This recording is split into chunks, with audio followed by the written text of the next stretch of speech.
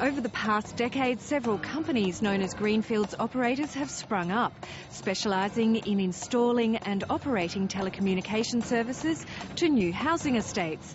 But now these companies fear being undercut by NBN Co, prompting one of them to accuse the federal government of creating a new monopoly which could send some of them to the wall.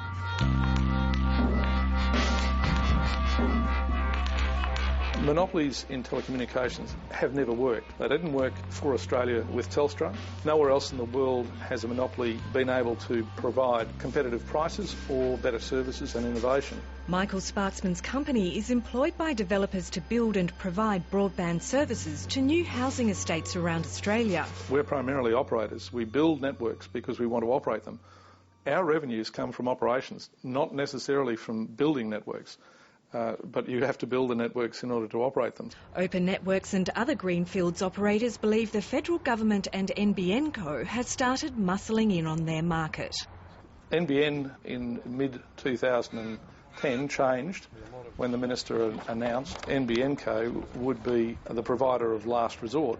And that means that the NBN Co, which is a taxpayer-funded government-owned enterprise, would provide all of the funds to deploy those networks. If the government was going to include in the greenfield market the provision of their networks for free, it would be very difficult for us to compete against the NBN Co with a very large purse.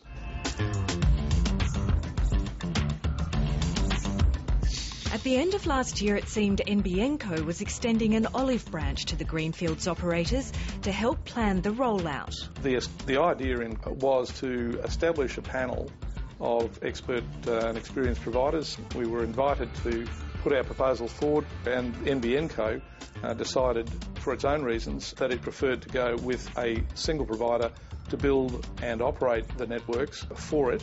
I think it was a misleading of NBN Co to invite proposals and then decide that it would not proceed with the panel but engage subcontractors. He's rejected government reassurances there would still be plenty of work for commercial operators despite the availability of a free rollout.